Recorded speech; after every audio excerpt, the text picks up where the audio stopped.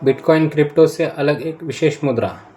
Twitter अब x के सह संस्थापक और पूर्व सीईओ जैक डॉर्सी ने 19 अक्टूबर 2025 को 3 शब्दों की एक उत्तेजक पोस्ट के साथ एक पुरानी बहस को फिर से शुरू कर दिया। बिटकॉइन क्रिप्टो नहीं है। यह बयान उनके लंबे समय से चले आ रहे विश्वास को दर्शाता है कि बिटकॉइन एक अलग मुद्रा है और इसे अस्थिर तेजी से विकसित हो रहे टोकन बाजार से एक अलग श्रेणी में रखा जाना चाहिए। उनका तर्क बिटकॉइन की अनूठी वास्तुकला, रूढ़िवादी शासन और विकेंद्रीकृत भुगतान और बचत नेटवर्क के रूप में इसके उद्देश्य पर केंद्रित है। निश्चित नियम बनाम लचीली नीति।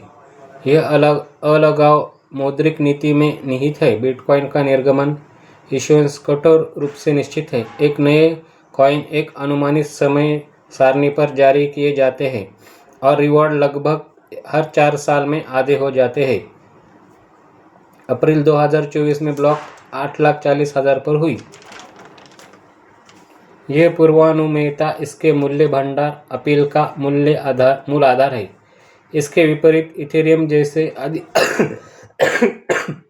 अधिकांश नेटवर्क आपूर्ति को एक लचीली डिज़ाइन पसंद के रूप में देखते हैं, जो नेटवर्क गतिविधि के साथ आपूर्ति को गतिशील रूप से समायोजित करने के लिए आधार शुल्क, बर्न, EIP 1559 और प्रूफ ऑफ स्टेक में बदलाव जैसे सुधारों को लागू करते हैं।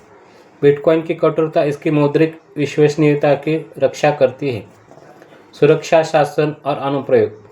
अंतर सुरक्षा और शासन में भी स्पष्ट है। बिटकॉइन प्रूफ ऑफ वर्क पर निर्भर करता है, जो सुरक्षा और एक न्यूनतम गैर ट्यूनिंग पूर्ण आधार परत को प्राथमिकता देता है। 2021 के टैपरूट अपग्रेड जैसे बदलाव धीमे, जानबूझकर किए जाते हैं और इन्हें व्यापक सामाजिक सहमति की आवश्यकता होती है। इस गति को स्थायित्व कहा जाता है। इसके विपरीत अधिकांश प्लेटफॉर्म तेजी से अपग्रेड और उच्च थ्रूपुट के लिए POS का उपयोग करते हैं। इसके अलावा बिटकॉइन अपनी आधार परत को छोटा रखता है, नवाचार को भुगतान के लिए लाइटनिंग नेटवर्क जैसे दूसरी परतों पर धकेलता है। हालांकि स्मार्ट कॉन्ट्रैक्ट प्लेटफॉर्म डेफी और NFT जैसे समूह कंपोजेबल अनुप्रयोगों को सीधे अपनी लेयर 1 पर होस्ट करते हैं। संस्थागत अलग टोकरी। अंत में बाजार संरचना पहले ही इस अंतर को दर्शाती है। US में स्पॉट बिटकॉइन ETF को 2024 में मंजूरी मिलने से BTC के लिए एक समर्पित संस्थागत अनुकूल लेन बन गई, जो अन्य टोकन से अलग है। CFTC सहित नियामकों ने लंबे समय से बिटकॉइन को वस्तु के रूप में वर्गीकृत किया है। यह कारक पारंपरिक वितरण चैनल, हेजिंग उपकरण और नियामक लेबल सामूहिक रूप से डॉर्सी के तर्क की पुष्टि करते हैं।